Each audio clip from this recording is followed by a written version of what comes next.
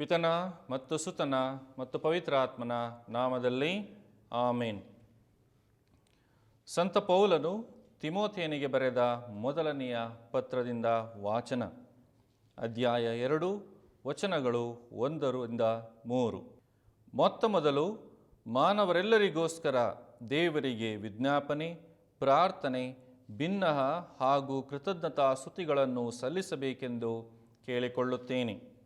ನಾವು ದೈವಭಕ್ತಿಯುಳ್ಳವರಾಗಿ ಮತ್ತು ಗೌರವಯುತರಾಗಿ ಶಾಂತಿ ಸಮಾಧಾನದಿಂದಲೂ ನೆಮ್ಮದಿಯಿಂದಲೂ ಜೀವಿಸಲು ಅನುಕೂಲವಾಗುವಂತೆ ಅರಸರಿಗಾಗಿಯೂ ಎಲ್ಲ ಅಧಿಕಾರಿಗಳಿಗಾಗಿಯೂ ಪ್ರಾರ್ಥಿಸಬೇಕು. ಹೀಗೆ ಮಾಡುವುದು ಒಳ್ಳೆಯದು, ನಮ್ಮ ಉದ್ಧಾರಕರಾದ ದೇವರಿಗೆ ಮೆಚ್ಚುಗೆಯಾದದು. Praise the Lord. ಹಾಲೆಲೂಯ. ಪ್ರಭು ಯೇಸುವಿನಲ್ಲಿ ನನ್ನೊಲವಿನ ಸಹೋದರ ಸಹೋದರಿಯರೇ, ಒಮ್ಮೆ ಒಂದು ಸಮುದ್ರದ ಮಧ್ಯದಲ್ಲಿ ಒಂದು ಹಡಗು ಚಲಿಸುತ್ತಾ ಇತ್ತು. ಚಲಿಸುತ್ತಾ ಇರಬೇಕಾದರೆ ಭೀಕರ ಚಂಡಮಾರುತಕ್ಕೆ ಆ ಹಡಗು ಸಿಕ್ಕುತ್ತದೆ. ಹಡಗು ಛಿದ್ರವಾಗುತ್ತದೆ. ಅಲ್ಲಿ ಇದ್ದವರು ಎಲ್ಲರೂ ಕೂಡ ಸಾವನ್ನಪ್ಪುತ್ತಾರೆ. ಆದರೆ ಇಬ್ಬರು ವ್ಯಕ್ತಿಗಳು ಮಾತ್ರ ಸಾವನ್ನಪ್ಪದೆ ಅವರನ್ನು ಅಲೆಗಳು ತಂದು ಒಂದು ದ್ವೀಪದಲ್ಲಿ ಬಿಸಾಡುತ್ತವೆ. ಈ ದ್ವೀಪದಲ್ಲಿ ಇರುವಾಗ ಈ ಇಬ್ಬರು ಎದ್ದು ನೋಡುತ್ತಾರೆ. ಸುತ್ತಮುತ್ತ ಬರೀ ನೀರು, ಏನು ಸಹ ಕಾಣುತ್ತಾ ಇಲ್ಲ, ಯಾವ ನೆಲವೂ ಸಹ ಕಾಣುತ್ತಾ ಇಲ್ಲ. ಸರಿ, ಇವರಿಬ್ಬರು ಕುಳಿತು ಯೋಚನೆ ಮಾಡುತ್ತಾರೆ, ಮುಂದೆ ನಾವು ಏನು ಮಾಡುವ?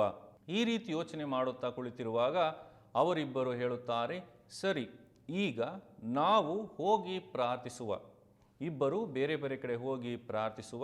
ಯಾರ ಪ್ರಾರ್ಥನೆಯನ್ನು ದೇವರು ಕೇಳುತ್ತಾರೋ ನೋಡೋಣ ಎಂಬುದಾಗಿ ನೆನೆಸಿಕೊಂಡು ಹೋಗಿ ಪ್ರಾರ್ಥನೆ ಮಾಡಲು ಪ್ರಾರಂಭಿಸುತ್ತಾರೆ. ಮೊದಲನೆಯವನು ಪ್ರಾರ್ಥನೆ ಮಾಡುತ್ತಾನೆ, ದೇವರೇ, ನಾನಿಲ್ಲಿ ಒಬ್ಬನೇ ಇದ್ದೇನೆ, ನನಗೆ ಇರಲು ಯಾವುದೇ ಸ್ಥಳವಿಲ್ಲ, ನನಗೊಂದು ಮನೆ ಕೊಡಿ. ದೇವರು ಅವನಿಗೆ ಮನೆಯನ್ನು ಕೊಡುತ್ತಾರೆ. ಸಂತೋಷವಾಯಿತು. ಕೆಲವು ದಿನಗಳಾದ ಮೇಲೆ ಅವನು ಪ್ರಾರ್ಥನೆ ಮಾಡುತ್ತಾನೆ, ದೇವರೇ, ನನಗೊಂದು ಒಳ್ಳೆಯ ಹೆಂಡತಿಯನ್ನು ಕೊಡಿ. ಹೇಗೋ ದೇವರು ಆತನಿಗೆ ಒಳ್ಳೆಯ ಹೆಂಡತಿಯನ್ನು ಕೊಡುತ್ತಾರೆ. ಸುಖ ಸಂಸಾರ ಸಾಗುತ್ತಾ ಇರುತ್ತದೆ. ಕೆಲವು ದಿನಗಳಾದ ಮೇಲೆ ಆತ ಪ್ರಾರ್ಥಿಸುತ್ತಾನೆ, ದೇವರೇ, ನನಗೆ ಇಲ್ಲಿದ್ದು ಬೇಜಾರಾಯಿತು, ನಾನು ಇಲ್ಲಿಂದ ನನ್ನ ಊರಿಗೆ, ನಮ್ಮ ಜನರು ಇರುವಂತಹ ಊರಿಗೆ ಹೋಗಬೇಕು, ನನಗೆ ಹೇಗಾದರೂ ಸಹಾಯ ಮಾಡಿ ಎಂಬುದಾಗಿ. ಈ ರೀತಿ ಪ್ರಾರ್ಥನೆ ಮಾಡುವಾಗ ದೇವರು ಯಾವುದೋ ಬೇರೆ ಹಡಗು ಅಲ್ಲಿ ಬರುವಂತೆ ಮಾಡಿ ಈತನನ್ನು ಕರೆದುಕೊಂಡು ಹೋಗುವಂತೆ ಮಾಡುತ್ತಾರೆ. ಈತ ಇನ್ನೇನು ದೋಣಿಯನ್ನು ಹತ್ತಬೇಕು, ಆ ಹಡಗನ್ನು ಹತ್ತಬೇಕು. ಆ ಸಮಯದಲ್ಲಿ ದೇವರು ಕರೆಯುತ್ತಾರೆ, ಮಗನೇ, ನೀನು ಏನೋ ಮರೆತಿದ್ದೀಯಾ? ಈತನಿಗೆ ಆಶ್ಚರ್ಯ, ಏನು ಮರೆತಿದ್ದೇನೆ? ನನ್ನ ಕುಟುಂಬವಿದೆ, ನನ್ನ ವಸ್ತುಗಳಿದೆ, ಇನ್ನೇನು ಮರೆತಿದ್ದೇನೆ? ಆಗ ದೇವರು ಹೇಳುತ್ತಾರೆ, ನೀನು ನಿನ್ನ ಪ್ರಾರ್ಥನೆ ಕೇಳಿ ನೀನು ಎಲ್ಲವನ್ನೂ ಪಡೆದಿದ್ದೀಯಾ ಅಂತ ಅಂದುಕೊಂಡಿದ್ದೀಯಾ. ಆದರೆ ನಾನು ನಿನ್ನ ಪ್ರಾರ್ಥನೆಯನ್ನು ಕೇಳಲಿಲ್ಲ. ನಾನು ನಿನ್ನ ಪ್ರಾರ್ಥನೆಯನ್ನು ನೋಡುವಾಗ ಅದು ಕೇವಲ ನಿನಗೋಸ್ಕರ ಮಾತ್ರ ನೀನು ಪ್ರಾರ್ಥಿಸುತ್ತಾ ಇದ್ದೆ. ನಿನ್ನ ಪ್ರಾರ್ಥನೆ ಕೇವಲ ಸ್ವಾರ್ಥದಿಂದ ಕೂಡಿತ್ತು. ಆದರೆ ನಿನ್ನ ಸ್ನೇಹಿತ, ಇನ್ನೊಂದು ಕಡೆ ಪ್ರಾರ್ಥಿಸುತ್ತಿರುವ ನಿನ್ನ ಸ್ನೇಹಿತ ನಿನಗೋಸ್ಕರ ಪ್ರಾರ್ಥಿಸಿದ. ದೇವರೇ, ನನ್ನ ಸ್ನೇಹಿತ ಏನೆಲ್ಲ ಕೇಳಿಕೊಳ್ಳುತ್ತಾನೋ, ಅವನಿಗೆ ಯಾವುದೆಲ್ಲ ಅವಶ್ಯಕತೆ ಇದೆಯೋ ಅದನ್ನೆಲ್ಲ ದಯಪಾಲಿಸಿ ಎಂದು ಕೇಳಿಕೊಳ್ಳುತ್ತಾ ಇದ್ದ. ನಾನು ಅವನ ಪ್ರಾರ್ಥನೆಯನ್ನು ಕೇಳಿ ಅವನ ಬಿನ್ನಹಕ್ಕೆ ನಾನು ಮೊರೆಯಿಟ್ಟು ನಾನು ನಿನಗೆ ಬೇಕಾದುದೆಲ್ಲವನ್ನು ಅನುಗ್ರಹಿಸಿದೆನು ಎಂಬುದಾಗಿ ದೇವರು ಹೇಳುತ್ತಾರೆ. ಅವನಿಗೆ ಆಗ ಜ್ಞಾನೋದಯವಾಯಿತು.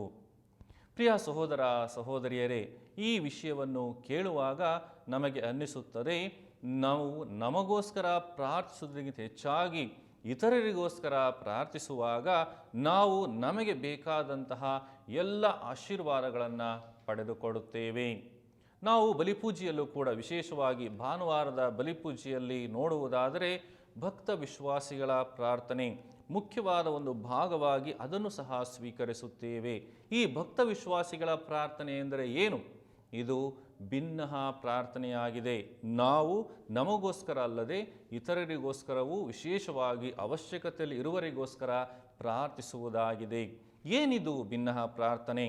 ಭಿನ್ನಹ ಪ್ರಾರ್ಥನೆ ಯಾವ ರೀತಿಯಲ್ಲಿ ನಾವು ಮಾಡಬೇಕು, ಇದರ ಪರಿಣಾಮಗಳೇನು, ಏನೆಲ್ಲ ಆಗುತ್ತದೆ, ಇದರ ಮಹತ್ವವೇನು ಎಂಬುದನ್ನು ನಾವು ಇಂದು ವಿಶೇಷವಾಗಿ ಧ್ಯಾನಿಸೋಣ. ಈ ಭಿನ್ನಹ ಪ್ರಾರ್ಥನೆ ಎಂದರೆ ಒಬ್ಬನು ಇತರರಿಗೋಸ್ಕರ ಪ್ರಾರ್ಥಿಸುವುದರ ಮೂಲಕ ಆ ವ್ಯಕ್ತಿಗೆ ಮತ್ತು ಆ ಮೂಲಕ ತನಗೆ ವರದಾನಗಳನ್ನು, ಆಶೀರ್ವಾದಗಳನ್ನು ಪಡೆದುಕೊಳ್ಳುವುದಾಗಿದೆ ಈ ಭಿನ್ನಹ ಪ್ರಾರ್ಥನೆ.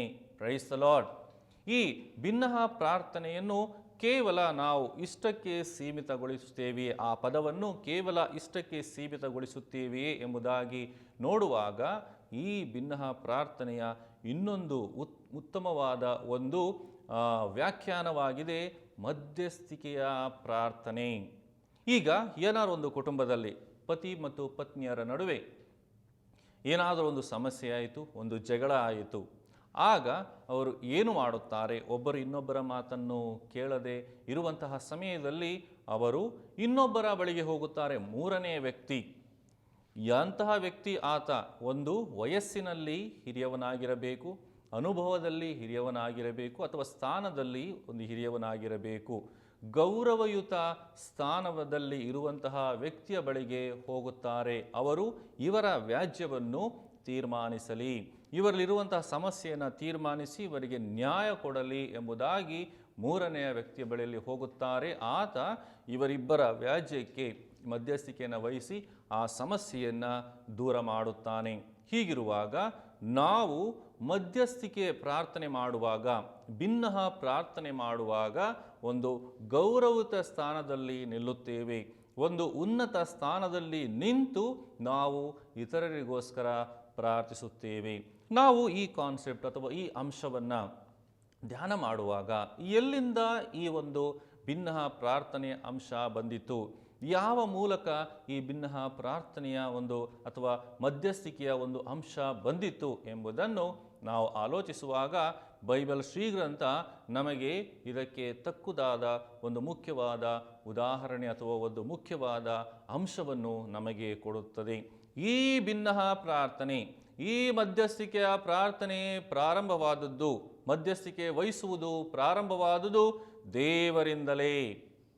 ನಾವು ಹೇಳುತ್ತೇವೆ ದೇವರು ಸರ್ವಶಕ್ತರು, ಏನು ಬೇಕಾದರೂ ಮಾಡಬಲ್ಲವಂಥವರು, ಯಾವ ಸಮಯದಲ್ಲೂ ಬೇಕಾದರೂ ತಕ್ಷಣಕ್ಕೆ ಏನು ಬೇಕಾದರೂ ಮಾಡಬಲ್ಲವರು. ಆದರೆ ದೇವರು ಕೂಡ ತಮ್ಮ ಪರವಾಗಿ ಮಾತನಾಡುವವರು ಬೇಕು, ತಮ್ಮ ಪರವಾಗಿ ಕಾರ್ಯ ಮಾಡುವವರು ಬೇಕು ಎಂಬುದಾಗಿ ಮಧ್ಯಸ್ಥಿಕೆಯನ್ನು ಬಯಸುತ್ತಾರೆ. ವಿಮೋಚನಾ ಕಾಂಡದಲ್ಲಿ 3ನೇ ಅಧ್ಯಾಯದಲ್ಲಿ ನಾವು ದೇವರು ಮೋಶೆಯನ್ನು ಕರೆಯುವುದನ್ನು ನೋಡುತ್ತೇವೆ. ಈ ಮೋಶೆಯನ್ನು ದೇವರು ಕರೆದಾಗ ದೇವರು ಸುಲಭವಾಗಿ ತಾವೇ ಸ್ವತಃ ಹೋಗಿ ಈಜಿಪ್ಟ್ ದೇಶದಲ್ಲಿ ಫರೋಹನ ರಾಜನ ಕೈಯಿಂದ ನಮ್ಮ ಇಸ್ರಾಯೇಲರನ್ನು ಸುಲಭವಾಗಿ ಕರೆತರಬಹುದಾಗಿತ್ತು. ಆದರೆ ದೇವರು ಏನು ಮಾಡಿದರು? ದೇವರು ಏನು ಮಾಡಿದರೆಂದರೆ ಮೋಶೆಯನ್ನು ಆರಿಸಿಕೊಳ್ಳುತ್ತಾರೆ. ಹೋಗು, ನೀನು ಫರೋಹ ರಾಜನ ಬಳಿಗೆ ಹೋಗಿ ನನ್ನ ಪರವಾಗಿ ಮಾತನಾಡಿ, ನಾನು ಹೇಳಿ ಕಳಿಸಿದ್ದೇನೆ ಎಂಬುದಾಗಿ ಹೇಳಿ ನನ್ನ ಜನರನ್ನು ಅವರ ಬಂಧನದಿಂದ ಬಿಡಿಸು, ಅವರ ದಾಸತ್ವದಿಂದ ಬಿಡಿಸು ಎಂಬುದಾಗಿ ಹೇಳುತ್ತಾರೆ. ಯೆಶಾಯ ಪ್ರವಾದಿಯ ಗ್ರಂಥದಲ್ಲಿ ನಾವು ನೋಡುತ್ತೇವೆ, 6ನೇ ಅಧ್ಯಾಯ 8ನೇ ವಚನದಲ್ಲಿ ದೇವರು ಹೇಳುತ್ತಾರೆ, ನಾನು ಯಾರನ್ನು ಕಳುಹಿಸಲಿ, ನನ್ನ ಪರವಾಗಿ ಹೋಗುವವರು ಯಾರು? ತಮ್ಮ ಒಂದು ವಿಶೇಷ ಕಾರ್ಯಕ್ಕೆ ದೇವರೇ ಹೇಳುತ್ತಾರೆ, ನನ್ನ ಪರವಾಗಿ ಹೋಗುವವರು ಯಾರು ಎಂಬುದಾಗಿ ಹೇಳಿ ತದನಂತರ ದೇವರು ಯೆಶಾಯ ಪ್ರವಾದಿಯನ್ನು ತಮ್ಮ ಪರವಾಗಿ ತಮ್ಮ ಕಾರ್ಯಕ್ಕೋಸ್ಕರ ಅವರೇ ಆರಿಸುತ್ತಾರೆ. ಈ ಮೂಲಕ ಮಾನವರಿಗೆ ದೇವರು ಒಂದು ಗೌರವವನ್ನು, ಒಂದು ಉನ್ನತ ಸ್ಥಾನವನ್ನು, ಮಾಮೂಲಿ ಸ್ಥಾನದಿಂದ ಒಂದು ಉನ್ನತ ಸ್ಥಾನವನ್ನು ಕೊಡುತ್ತಾರೆ. ಪ್ರೀತಿಯ ಸಹೋದರ ಸಹೋದರಿಯರೇ, ಹೀಗೆ ದೇವರು ಮಧ್ಯಸ್ಥಿಕೆ ಬಯಸಿದಂತಹ ದೇವರು ನಮ್ಮ ಪುತ್ರ ಯೇಸುಸ್ವಾಮಿಯ ಶಿಲುಬೆಯ ಬಲಿಯ ಮೂಲಕ, ಕಲ್ವಾರಿ ಬಲಿಯ ಮೂಲಕ ಯೇಸುಸ್ವಾಮಿ ಇಡೀ ಮಾನವರಿಗೋಸ್ಕರ ಮಧ್ಯಸ್ಥಿಕೆಯನ್ನು ವಹಿಸುತ್ತಾರೆ. ಇವರು ಮಾನವರು ಪಾಪದಿಂದ ದೂರವಾಗಿ ತಮ್ಮ ಗುಲಾಮತನದಿಂದ, ಸೈತಾನನ ಗುಲಾಮತನದಿಂದ ಬಿಡುಗಡೆಯಾಗಿ ಮಾನವರು ದೇವರಲ್ಲಿ ಸಂಪೂರ್ಣ ಸ್ವಾತಂತ್ರ್ಯರಾಗಿ ಬಾಳಬೇಕೆಂಬುದಾಗಿ ಯೇಸು ಸ್ವಾಮಿ ಶ್ರೇಷ್ಠವಾದ ಮಧ್ಯಸ್ಥಿಕೆಯನ್ನು ವಹಿಸುತ್ತಾರೆ ತಮ್ಮ ಕಲ್ವಾರಿ ಬಲಿಯ ಮೂಲಕ.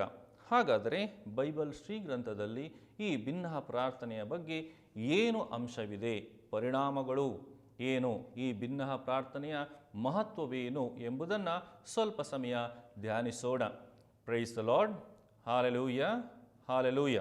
ಎಫೆಸ್ಯರಿಗೆ ಬರೆದ ಪತ್ರ 6ನೇ ಅಧ್ಯಾಯ 18ನೇ ವಚನದಲ್ಲಿ ಸಂತ ಪೌಲರು ಹೇಳುತ್ತಾ ಇದ್ದಾರೆ, ನೀವು ನಿಮ್ಮ ಸಹೋದರ ಸಹೋದರರಿಗಾಗಿ ನಿರಂತರವಾಗಿ ಪ್ರಾರ್ಥಿಸಿರಿ. ಈಗ ಸಾಮಾನ್ಯವಾಗಿ ಯಾರಾದರೂ ನಮ್ಮನ್ನು ಕೇಳಿಕೊಂಡಾಗ ನಾನು ಈ ಥರ ಸಮಸ್ಯೆ ಇದೆ ಅಂತ ಹೇಳಿದ ತಕ್ಷಣ ನಾವೇನು ಮಾಡ್ತೀವಿ, ಪ್ರಾರ್ಥಿಸ್ತೀವಿ. ಅನೇಕ ಸಮಯಗಳಲ್ಲಿ ಆ ಸಮಯದಲ್ಲಿ ಪ್ರಾರ್ಥಿಸಿ ಅಲ್ಲಿ ಮರ್ತೋಗ್ತೇವೆ. ಆದರೆ ಸಂತ ಪೌಲರು ಹೇಳ್ತಾ ಇದ್ದಾರೆ, ಭಿನ್ನಹ ಪ್ರಾರ್ಥನೆ ನಿರಂತರವಾಗಿ ಸಾಗಬೇಕು. ಯಾಕೆ ಎಂಬುದನ್ನು ನಾವು ಆಲೋಚನೆ ಮಾಡುವುದಾದರೆ, ಈ ನಿರಂತರತೆ, ಪ್ರಾರ್ಥನೆಯಲ್ಲಿ ನಿರಂತರತೆ, ಪ್ರಾರ್ಥನೆ ಒಂದು ಪ್ರಮುಖವಾದಂತಹ ಲಕ್ಷಣ. ನಮ್ಮ ಪ್ರಾರ್ಥನೆಗಳು ದೇವರಿಗೆ ಕೇಳಬೇಕಾದರೆ ನಿರಂತರವಾಗಿ ನಾವು ಪ್ರಾರ್ಥಿಸಬೇಕು, ವಿವಿಧ ರೀತಿಯಲ್ಲಿ ಪ್ರಾರ್ಥಿಸಬೇಕು, ಕೃತಜ್ಞತೆಯೊಂದಿಗೆ ಪ್ರಾರ್ಥಿಸಬೇಕು. ಈ ರೀತಿ ನಾವು ನಿರಂತರವಾಗಿ ಪ್ರಾರ್ಥಿಸುವಾಗ ಖಂಡಿತವಾಗಿಯೂ ಆ ವ್ಯಕ್ತಿ ಮಾತ್ರವಲ್ಲ, ಪ್ರಾರ್ಥಿಸುವ ನಾವೂ ಕೂಡ ದೇವರ ವಿಶೇಷ ಆಶೀರ್ವಾದವನ್ನು ಪಡೆದುಕೊಳ್ಳುತ್ತೇವೆ. ನಿರಂತರ ಪ್ರಾರ್ಥನೆ ಮಾಡುತ್ತಾ ಮಾಡುತ್ತಾ ನಾವು ದೇವರಿಗೆ ಬಹಳ ಹತ್ತಿರವಾಗುತ್ತೇವೆ. ಏಕೆಂದರೆ ನಮಗೆ ಗೊತ್ತು, ಪ್ರಾರ್ಥನೆ ಒಂದು ಸಂಭಾಷಣೆ. ದೇವರ ಹತ್ರ ಮಾತಾಡ್ತಾ ಇದ್ದಾಗ ನಾವು ದೇವರಿಗೆ ಬಹಳ ಹತ್ತಿರವಾಗುತ್ತೇವೆ, ಹತ್ತಿರದ ಮಿತ್ರರಾಗುತ್ತೇವೆ. ದೇವರೊಡನೆ ಹತ್ತಿರದ ಮಿತ್ರರಾದಾಗ, ದೇವರಿಗೆ ಬಹಳ ಹತ್ತಿರವಾದಾಗ ದೇವರು ಖಂಡಿತವಾಗಿಯೂ ನಮಗೆ ಎಲ್ಲ ರೀತಿಯಲ್ಲೂ ಕೂಡ ಆಶೀರ್ವಾದವನ್ನು ಅವರೇ ದಯಪಾಲಿಸಬಲ್ಲವರಾಗಿದ್ದಾರೆ. ಆದ್ದರಿಂದ ಪ್ರಾರ್ಥನೆ ನಿರಂತರವಾಗಿ ನಮಗೋಸ್ಕರ ಮಾತ್ರವಲ್ಲ, ನಾವು ಇತರರಿಗೋಸ್ಕರ ನಿರಂತರವಾಗಿ ಪ್ರಾರ್ಥಿಸಬೇಕು ಎಂಬುದಾಗಿ ಎಫೆಸದ ಪತ್ರದಲ್ಲಿ ಸಂತ ಪೌಲರು ನಮಗೆ ತಿಳಿಸಿಕೊಡುತ್ತಾರೆ. ಇನ್ನು ಯಾಕೋಬನ ಪತ್ರದಲ್ಲಿ ನಾವು ನೋಡುತ್ತೇವೆ, 5ನೇ ಅಧ್ಯಾಯ 14ರಿಂದ 15ನೇ ವಚನ.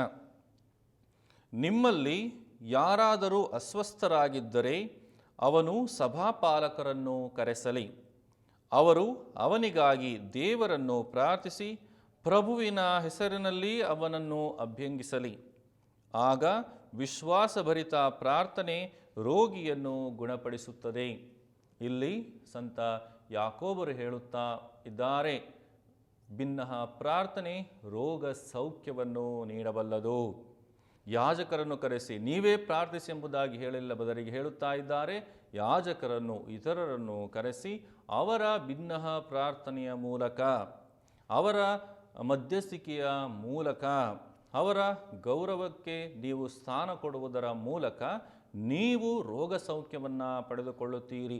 ನಿಮ್ಮ ರೋಗ ಸಂಪೂರ್ಣವಾಗಿ ಹೊರಟು ಹೋಗುತ್ತದೆ ಎಂಬುದಾಗಿ ದೇವರು ಇಲ್ಲಿ ಸಂತ ಯಾಕೋಬರ ಮೂಲಕ ಪವಿತ್ರಾತ್ಮರ ನಮ್ಮನ್ನು ಪ್ರೇರೇಪಿಸುತ್ತಾ ಇದ್ದಾರೆ. ಇನ್ನು ಅನೇಕ ಕಡೆಗಳಲ್ಲಿ, ಉದಾಹರಣೆಗೆ ಎಜೆಕಿಯೇಲನ ಗ್ರಂಥ 22ನೇ ಅಧ್ಯಾಯ 30ನೇ ವಚನದಲ್ಲಿ ಭಿನ್ನಹ ಪ್ರಾರ್ಥನೆಯು ನಮಗೆ ರಕ್ಷಣೆಯನ್ನು ನೀಡಬಲ್ಲದು ಎಂಬುದಾಗಿ ದೇವರು ನಮಗೆ ತಿಳಿಸುತ್ತಾ ಇದ್ದಾರೆ. ಭಿನ್ನಹ ಪ್ರಾರ್ಥನೆ ಶತ್ರುಗಳ ಭಯದಿಂದ ನಮಗೆ ರಕ್ಷಣೆಯನ್ನು ನೀಡಬಲ್ಲದು ಎಂಬುದಾಗಿ ಸ್ವತಃ ದೇವರೇ ಪ್ರವಾದಿಯ ಮೂಲಕ ನುಡಿಯುತ್ತಾ ಇದ್ದಾರೆ. ಸಂತ ಪೌಲರು ಥೆಸಲೋನಿಕದವರಿಗೆ ಬರೆದ 1ನೆಯ ಪತ್ರ 1ನೇ ಅಧ್ಯಾಯ 2ನೆಯ ವಾಚನದಲ್ಲಿ ಹೇಳುತ್ತಾ ಇದ್ದಾರೆ, ನೀವು ಇತರರಿಗೋಸ್ಕರ ಪ್ರಾರ್ಥಿಸುವಾಗ ಕೃತಜ್ಞತಾ ಭಾವದೊಡನೆ ಭಿನ್ನವಿಸಿರಿ. ನಮ್ಮ ಪ್ರಾರ್ಥನೆಯ ಇನ್ನೊಂದು ಮುಖ್ಯವಾದ, ಅತ್ಯಂತ ಶ್ರೇಷ್ಠವಾದ ಒಂದು ಲಕ್ಷಣ ಕೃತಜ್ಞತೆ ಸಲ್ಲಿಸುವುದು. ಕ್ರೈಸ್ತಿಯ ಗುಣಗಳಲ್ಲಿ ಇದು ಮುಖ್ಯವಾದ ಒಂದು ಲಕ್ಷಣ. ನಾವು ಎಲ್ಲೇ ಇರಲಿ, ನಾವು ಸಂತೋಷವಾಗಿರಲಿ, ದುಃಖದಲ್ಲಿರಲಿ, ನಾವು ತುಂಬ ಆನಂದವಿರಲಿ, ಎಲ್ಲ ವಸ್ತುಗಳನ್ನು ಹೊಂದುವವರಾಗಿರಲಿ, ಬಡತನದಲ್ಲೇ ಇರಲಿ, ಎಲ್ಲೇ ಇರಲಿ, ಹೇಗೆ ಇರಲಿ, ನಾವು ದೇವರಿಗೆ ಆ ಸಂದರ್ಭಕ್ಕಾಗಿ, ಆ ಪರಿಸ್ಥಿತಿಗಾಗಿ ಕೃತಜ್ಞತೆಯನ್ನು ಸಲ್ಲಿಸುವಾಗ ದೇವರು ಸಂಪೂರ್ಣವಾಗಿ ಸಂತೃಪ್ತರಾಗುತ್ತಾರೆ. ಸದಾ ಕೃತಜ್ಞತೆಯುಳ್ಳವರಾಗಿ ಜೀವಿಸಿರಿ ಎಂಬುದಾಗಿ ಸಂತ ಪೌಲರು ತಮ್ಮ ಪತ್ರಗಳಲ್ಲಿ ಅನೇಕ ಸಲ ಹೇಳುತ್ತಾರೆ. ಸದಾ ಕೃತಜ್ಞತೆ ಯಾಕೆ ಹೇಳಿದ್ರು ಎಂಬುದನ್ನು ನಾವು ಗಮನಿಸುವುದಾದರೆ, ಕ್ರೈಸ್ತರನ್ನು ಹಿಂಸೆಪಡಿಸುವಂತಹ ಸಂದರ್ಭ ಅದಾಗಿತ್ತು. ಕ್ರೈಸ್ತರು ಅನೇಕ ರೀತಿಯಲ್ಲಿ ಆದಿಧರ್ಮ ಸಭೆಯಲ್ಲಿ ನೋವಿಗೆ ಒಳಗಾಗುತ್ತಾ ಇದ್ದರು, ಹಿಂಸೆಯನ್ನು ಪಡುತ್ತಾ ಇದ್ದರು. ಆ ಸಮಯಕ್ಕೋಸ್ಕರವೂ ಕೂಡ ಹೇಳುತ್ತಾರೆ, ಅದಕ್ಕೂ ನೀವು ಕೃತಜ್ಞತೆಯನ್ನು ಸಲ್ಲಿಸಿರಿ, ಕಾರಣ ಇದು ದೇವರಿಂದ ಬಂದುದೆಂದು ಸ್ವೀಕರಿಸುವುದಾದರೆ, ಆ ಸಂದರ್ಭ ದೇವರ ವರದಾನ ಎಂಬುದಾಗಿ ಸ್ವೀಕರಿಸುವುದಾದರೆ ಖಂಡಿತವಾಗಿಯೂ ನಿಮಗೆ ಇಮ್ಮಡಿ ಆಶೀರ್ವಾದ. ಒಮ್ಮೆ ಒಬ್ಬ ಗುರು ತನ್ನ ಇಬ್ಬರು ಶಿಷ್ಯರೊಡನೆ ನಡೆದುಕೊಂಡು ಹೋಗುತ್ತಾ ಇರುತ್ತಾರೆ. ಭಿಕ್ಷೆ ಬೇಡುತ್ತಾ ಬದುಕುವಂತಹ ಜೀವನ ಅವರದಾಗಿತ್ತು. ಆ ದಿನದಲ್ಲಿ ಅವರಿಗೆ ಏನೂ ಸಿಗಲಿಲ್ಲ, ಯಾರೂ ಕೂಡ ಆಹಾರವನ್ನು ಕೊಡಲಿಲ್ಲ. ಆಗ ಸಾಯಂಕಾಲ ಎಲ್ಲೋ ಒಂದು ಮರದ ಕೆಳಗಡೆ ಹೋಗುತ್ತಾರೆ. ಆ ಮರದ ಕೆಳಗೆ ಮಲಗುವಾಗ ಈ ಗುರು ಹೇಳುತ್ತಾರೆ, ದೇವರೇ, ಎಂದು ಹಸಿವನ್ನು ನೀಡಿದಿರಿ, ಇದಕ್ಕೋಸ್ಕರ ನಿಮಗೆ ಕೃತಜ್ಞತೆ. ಶಿಷ್ಯರಿಗೆ ಕೋಪ ಬಂದಿತು. ಏನು ಗುರುಗಳು ಹೀಗೆ ಮಾಡ್ತಿದ್ದೀರಾ, ಏನೂ ಕೊಡಲಿಲ್ಲ, ಅದಕ್ಕೋಸ್ಕರ ಕೂಡ ನೀವು ಕೃತಜ್ಞತೆ ಸಲ್ಲಿಸುತ್ತಾ ಇದ್ದೀರಾ ಎಂಬುದಾಗಿ ಹೇಳುವಾಗ, ದೇವರು ಮನುಷ್ಯನಿಗೆ ಏನೋ ಒಂದು ಯೋಜನೆಯನ್ನು ಇಟ್ಟಿರುತ್ತಾರೆ. ಆದ್ದರಿಂದ ಏನೇ ಆದರೂ ನಮ್ಮ ಜೀವನದಲ್ಲಿ ಏನೇ ಆದರೂ ಅದು ಒಳ್ಳೆಯದಕ್ಕಾಗಿ ಎಂಬುದನ್ನು ನೀನು ಸ್ವೀಕರಿಸಿ ಕೃತಜ್ಞತೆಯನ್ನು ಸಲ್ಲಿಸಿದರೆ ಖಂಡಿತವಾಗಿ ನಾವು ಸಂತೋಷವಾಗಿರುತ್ತೇವೆ. ನಮ್ಮ ಪರಿಸ್ಥಿತಿಗಳಲ್ಲಿ ಅದು ಹೇಗೇ ಇರಲಿ ನಾವು ಸಂತೋಷವಾಗಿರುತ್ತೇವೆ ಎಂಬುದಾಗಿ ಗುರುಗಳು ಹೇಳುತ್ತಾರೆ. ನಾವು ಆದಿಕಾಂಡ ಪುಸ್ತಕ 24ನೇ ಅಧ್ಯಾಯ 12ರಿಂದ 14ನೇ ವಚನದಲ್ಲಿ ಅಬ್ರಹಾಮನು ಭಿನ್ನಯಿಸುವುದನ್ನು ನೋಡುತ್ತೇವೆ. ಅಬ್ರಹಾಮ ಒಳಿತಿನ ರಕ್ಷಣೆಗಾಗಿ ಭಿನ್ನಯಿಸುತ್ತಾನೆ. ಅಂದರೆ ಭಿನ್ನಹ ಪ್ರಾರ್ಥನೆಯು ಒಳಿತು, ಒಳ್ಳೆಯವರನ್ನು ರಕ್ಷಿಸುವುದಕ್ಕಾಗಿ ಕೂಡ ಆಗಿದೆ. ಯಾವುದೇ ಸಮಯದಲ್ಲೂ ಕೂಡ ಒಳ್ಳೆಯವರಿಗೆ ಏನೂ ತೊಂದರೆಯಾಗದೆ ಅವರನ್ನು ಕಾಪಾಡುವುದು ಈ ಒಂದು ಭಿನ್ನಹ ಪ್ರಾರ್ಥನೆಯ ಒಂದು ಅತ್ಯಂತ ಶ್ರೇಷ್ಠವಾದ ಗುಣವಾಗಿದೆ. ಪ್ರೀತಿಯ ಸಹೋದರ ಸಹೋದರಿಯರೇ, ಮತ್ತಾಯನ ಶುಭ ಸಂದೇಶ 5ನೇ ಅಧ್ಯಾಯ 44ನೇ ವಚನದಲ್ಲಿ ಈ ಒಂದು ಭಿನ್ನಹ ಪ್ರಾರ್ಥನೆಯ ಉನ್ನತ ಮಟ್ಟವನ್ನು, ಉನ್ನತ ಹಂತವನ್ನು ನಾವು ನೋಡಲಿದ್ದೇವೆ. ಯೇಸುಸ್ವಾಮಿಯ ಬಾಯಿಂದ ಬರುವಂತಹ ಮಾತು, ಯೇಸುಸ್ವಾಮಿ ಬಾಯಿಂದ ಬರುವಂತಹ ಮಾತು, ಪ್ರೈಸ್ ದಿ ಲಾರ್ಡ್, ನಿಮ್ಮ ಶತ್ರುಗಳಿಗಾಗಿ ಪ್ರಾರ್ಥಿಸಿರಿ. ಶತ್ರು ಪ್ರೇಮ. ನಾವು ಅನೇಕ ಸಮಯದಲ್ಲಿ ಬಹಳ ಒಂದು ಜೀರ್ಣಿಸಲಾಗದಂತಹ ಪರಿಸ್ಥಿತಿಯಲ್ಲಿ ನಮ್ಮ ಶತ್ರುಗಳನ್ನು, ಯಾರಾದರೂ ನಮಗೆ ನೋಯಿಸಿದ್ದರೆ, ಯಾರಾದರೂ ನಮಗೆ ಏನಾದರೂ ತೊಂದರೆ ಮಾಡಿದ್ದರೆ ಅವರನ್ನು ಆ ಒಂದು ದ್ವೇಷದ ದೃಷ್ಟಿಯಲ್ಲಿ ನೋಡುತ್ತೇವೆ. ಅವರಿಗೆ ಯಾವುದಾದರೂ ಮಾಡಿ, ಹೇಗಾದರೂ ಮಾಡಿ ಅವರ ಮೇಲೆ ಸೇಡು ತೀರಿಸಿಕೊಳ್ಳಲು, ಕೆಟ್ಟದ್ದನ್ನು ಮಾಡಲು ಬಯಸುತ್ತೇವೆ. ಆದರೆ ಯೇಸುಸ್ವಾಮಿ ಹೇಳುತ್ತಾ ಇದ್ದಾರೆ, ಅವರಿಗೆ ಯಾವುದೇ ನೋವನ್ನು ಉಂಟು ಮಾಡಬೇಡಿ, ಅವರನ್ನು ಪ್ರೀತಿಸಿರಿ, ಅವರಿಗೋಸ್ಕರ ಪ್ರಾರ್ಥಿಸಿರಿ. ಏನಾಗಬೇಕಂತ? ಅವರಿಗೆ ಒಳ್ಳೆಯದಾಗಲಿ, ಅವರು ದುಷ್ಟತನವನ್ನು ಬಿಟ್ಟು ಒಳ್ಳೆಯದನ್ನು ಮಾಡಲಿ ಎಂಬುದಕ್ಕಾಗಿ ಪ್ರಾರ್ಥಿಸಿರಿ ಎಂಬುದಾಗಿ ಯೇಸುಸ್ವಾಮಿ ಶತ್ರು ಪ್ರೇಮವನ್ನು ಅವರು ಮೆರೆಯುತ್ತಾರೆ ಆ ವಾಕ್ಯದ ಮೂಲಕ. ಫಿಲಿಪಿಯರಿಗೆ ಬರೆದ ಪತ್ರ 1ನೇ ಅಧ್ಯಾಯ 19ನೇ ವಚನದಲ್ಲಿ ಸಂತ ಪೌಲರು ನುಡಿಯುತ್ತಿದ್ದಾರೆ, ನಿಮ್ಮ ಪ್ರಾರ್ಥನಾ ಫಲದಿಂದಲೂ ಯೇಸುಕ್ರಿಸ್ತರು ಕೊಡುವ ಆತ್ಮದ ನೆರವಿನಿಂದಲೂ ನನಗೆ ಬಿಡುಗಡೆ ಖಚಿತವೆಂದು ಬಲ್ಲೆ. ಖಚಿತ. ಭಿನ್ನಹ ಪ್ರಾರ್ಥನೆಯಿಂದ ಬಿಡುಗಡೆ ಲಭಿಸುತ್ತದೆ. ಅವರು ಹೇಳುತ್ತಾ ಇದ್ದಾರೆ, ನಿಮ್ಮ ಪ್ರಾರ್ಥನೆ, ನೀವು ಭಿನ್ನಹ ಪ್ರಾರ್ಥನೆ ಮಾಡುವಾಗ, ಮಧ್ಯಸ್ಥಿಕೆಯ ಪ್ರಾರ್ಥನೆ ಮಾಡುವಾಗ ನನಗೆ ಬಿಡುಗಡೆ ಸಿಕ್ಕುತ್ತದೆ. ವಿವಿಧ ರೀತಿಯ ಬಂಧನಗಳು ಮನುಷ್ಯನನ್ನು ಬಂಧಿಸಿವೆ. ವಿವಿಧ ರೀತಿಯ ಬಂಧನಗಳು, ಅನೇಕ ಬಂಧನಗಳನ್ನು ನಾವು ಹೆಸರಿಸಬಹುದು.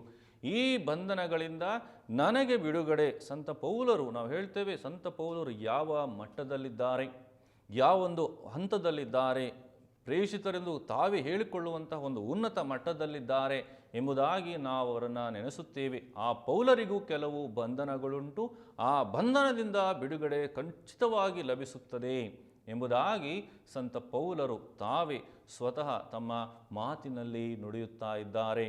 ಅಂದರೆ ಮನುಷ್ಯ ಇಂದಿನ ಸಮಾಜದಲ್ಲಿ ನೋಡುವುದರೆ ವಿವಿಧ ರೀತಿಯ ಬಂಧನಗಳು, ವಿವಿಧ ರೀತಿಯ ಪ್ರಾಪಂಚಿಕ ಆಶಾಪಾಶಗಳು, ವಸ್ತುಗಳ ಬಂಧನಗಳು, ಪೂರ್ವಿಕರ ಪಾಪದ ಬಂಧನಗಳು, ಹೀಗೆ ಬೇಕಾದಷ್ಟು ಬಂಧನಗಳಿವೆ.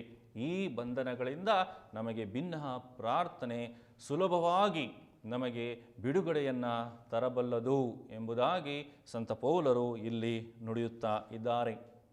ಎರಡನೆಯ ಮಕ್ಕಾಬಿಯರ ಗ್ರಂಥ, ಮಕ್ಕಾಬಿಯರ 2ನೇ ಗ್ರಂಥ ಅಧ್ಯಾಯ 12 38ರಿಂದ 43ನೇ ವಚನದಲ್ಲಿ ನಾವು ನೋಡುತ್ತೇವೆ.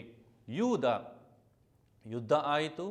ಯುದ್ಧ ಆದ ನಂತರ ಸಬ್ಬತ್ ದಿನ ಮುಗಿದ ನಂತರ ಆ ಯೂದ ಏನು ಮಾಡ್ತಾನೆ, ತನ್ನ ಸೈನಿಕರು, ತನ್ನ ಕಡೆಯ ಸೈನಿಕರು ಯಾವ ಕಾರಣದಿಂದ ಸತ್ತರು, ಯಾಕಂದರೆ ಅವರು ಶವ ಸಂಸ್ಕಾರ ಮಾಡಬೇಕು, ಯಾವ ಕಾರಣದಿಂದ ಸತ್ತರು ಎಂಬುದನ್ನು ತಿಳಿದುಕೊಳ್ಳಲು ಆ ಸತ್ತ ಸೈನಿಕರ ಉಡುಪುಗಳನ್ನು ಎತ್ತಿ ನೋಡುವಾಗ ಜಾಮ್ನಿಯ ದೇವತೆಯ ತಾಯಿತಗಳನ್ನು ನೋಡುತ್ತಾನೆ.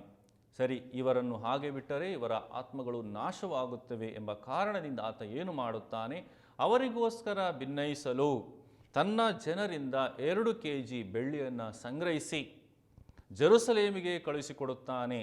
ಈ ಆತ್ಮಗಳು ಪಾತಾಳಕ್ಕೆ ಹೋಗದೆ, ಈ ಆತ್ಮಗಳು ನರಕದಲ್ಲಿ ನಾಶವಾಗದೆ ಪುನರುತ್ಥಾನ ಹೊಂದಲಿ. ಅಂದರೆ ನಾವು ಭಿನ್ನ ಪ್ರಾರ್ಥನೆ ಮಾಡುವಾಗ ಆತ್ಮಗಳ ಮುಕ್ತಿ ಲಭಿಸುತ್ತದೆ. ಆತ್ಮಗಳಿಗೆ ಬೇಕಾದಂತಹ ಮುಕ್ತಿ, ಆತ್ಮಗಳು ಸ್ವರ್ಗವನ್ನು ಸೇರಲು ನಮಗೆ ಮುಕ್ತಿ ಲಭಿಸುತ್ತದೆ ಎಂಬುದಾಗಿ ದೇವರ ವಾಕ್ಯ ಹೇಳುತ್ತದೆ. ನಾವು ಯಾವುದಾದರೂ ಗುರುಗಳ ಪೂಜೆಯ ಉದ್ದೇಶ ಪುಸ್ತಕಗಳನ್ನು ನೋಡುವುದಾದರೆ, ನಾವು ಪೂಜೆ ಕೊಟ್ಟಿರುವ ಪುಸ್ತಕಗಳನ್ನು ಗುರುಗಳು ಬೇರೆ ಒಂದು ಪುಸ್ತಕದಲ್ಲಿ ಬರೆಯುತ್ತಾರೆ. ಆ ಪುಸ್ತಕದಲ್ಲಿ ನೋಡುವುದಾದರೆ ಹೆಚ್ಚಿನ ಪೂಜೆಗಳು ಯಾವ ವಿಷಯಕ್ಕೆ ಸಂಬಂಧಿಸಿದ ವಿಷಯಗಳು, ಉದ್ದೇಶಗಳು ಎಂಬುದನ್ನು ನಾವು ನೋಡುವುದಾದರೆ ಹೆಚ್ಚಿನ ಉದ್ದೇಶಗಳು ಮೃತರಿಗಾಗಿ ಪೂಜೆಯಾಗಿರುತ್ತವೆ.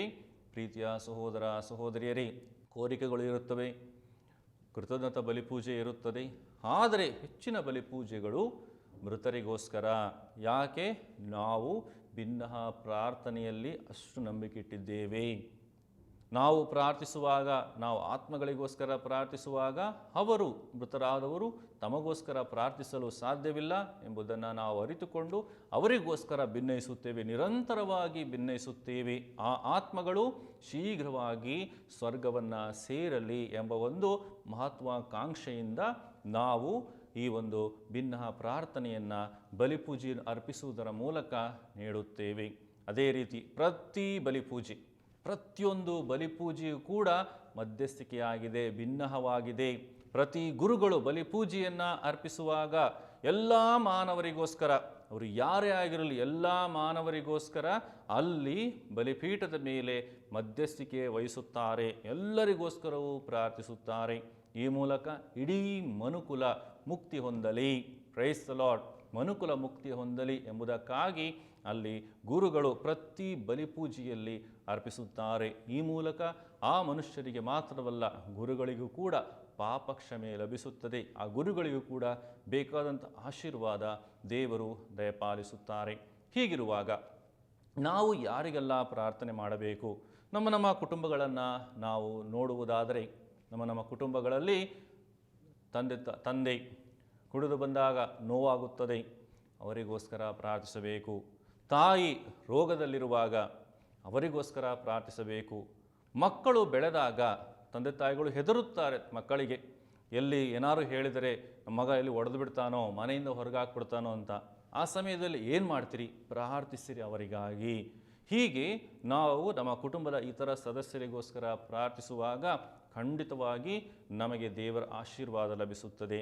ಎಲ್ಲಕ್ಕಿಂತ ಹೆಚ್ಚಾಗಿ ಭಿನ್ನ ಪ್ರಾರ್ಥನೆ ಮೂಲಕ ಪಾಪ ಕ್ಷಮೆ. ಯೇಸುಸ್ವಾಮಿ ಶಿಲುವೆ ಮೇಲಿರುವಾಗ ಹೇಳಿದರು, ತಂದೆಯೇ ಇವರನ್ನು ಕ್ಷಮಿಸಿರಿ. ಎಂತಹ ಒಂದು ಅದ್ಭುತವಾದ ಭಿನ್ನಹ. ಆ ಭಿನ್ನಹದಿಂದ ಖಂಡಿತವಾಗಿಯೂ ಮಾನವ ಕುಲಕ್ಕೆ ಕ್ಷಮೆ ದೊರಕಿತು. ಎಲ್ಲರೂ ಕೂಡ ತಮ್ಮ ಪಾಪದಿಂದ ಮತ್ತೆ ಮರಳಿ ದೇವರ ಬಳಿಗೆ ಬರಲು ದಾರಿ ಮಾಡಿಕೊಡುತ್ತಾರೆ. ಆದ್ದರಿಂದ ಪ್ರೀತಿಯ ಸಹೋದರ ಸಹೋದರಿಯರೇ, ನಾವೆಲ್ಲರೂ ಕೂಡ ಪ್ರಾರ್ಥನೆ ಮಾಡುವಾಗ ನಮ್ಮ ಅವಶ್ಯಕತೆಗಳಿಗೆ ಹೆಚ್ಚಾಗಿ ನಮ್ಮ ಸುತ್ತಮುತ್ತ ಸಾವಿರಾರು ಜನರು ಬೇರೆ ಬೇರೆ ರೀತಿಯ ಅವಶ್ಯಕತೆಯಲ್ಲಿದ್ದಾರೆ, ಅವರಿಗೋಸ್ಕರ ಪ್ರಾರ್ಥಿಸೋಣ. ಹೀಗೆ ನಮ್ಮ ಸಹೋದರ ಸಹೋದರಿಯರು, ಅವರು ಯಾರೇ ಆಗಿರಲಿ, ನಮ್ಮನ್ನು ಪ್ರೀತಿಸುವವರಾಗಿರಬಹುದು, ನಮ್ಮನ್ನು ದ್ವೇಷಿಸುವವರಾಗಿರಬಹುದು, ಅವರಿಗೋಸ್ಕರ ಪ್ರಾರ್ಥಿಸೋಣ. ಈ ಮೂಲಕ ದೇವರ ಆಶೀರ್ವಾದಗಳನ್ನು ನಾವು ಕೂಡ ನಮಗೋಸ್ಕರ ಪಡೆದುಕೊಳ್ಳೋಣ. ತಂದೆಯಾದ ದೇವರು ನಮ್ಮ ಪ್ರಾರ್ಥನೆಗಳನ್ನು ಯೇಸು ಸ್ವಾಮಿಯ ಬಲಿಯ ಮೂಲಕ ಸ್ವೀಕರಿಸುವುದರ ಮೂಲಕ ನಮಗೆಲ್ಲರಿಗೂ ಬೇಕಾದಂತಹ ಆಶೀರ್ವಾದಗಳನ್ನು ದಯಪಾಲಿಸಲಿ. ಸರ್ವಶಕ್ತ ದೇವರಾದ ಪಿತಾ, ಸುತ ಮತ್ತು ಪವಿತ್ರಾತ್ಮರು ಈ ವಾಕ್ಯವನ್ನು ಕೇಳುತ್ತಿರುವ ಎಲ್ಲರನ್ನು ಆಶೀರ್ವದಿಸಿ ನಿಮಗೂ ಭಿನ್ನ ಪ್ರಾರ್ಥನೆಯ ಆ ಒಂದು ಪ್ರತಿಭೆಯನ್ನು ನೀಡಿ, ಆ ಒಂದು ಆಶೀರ್ವಾದವನ್ನು ನೀಡಿ ಕಾಪಾಡಲಿ. ಆಮೆನ್.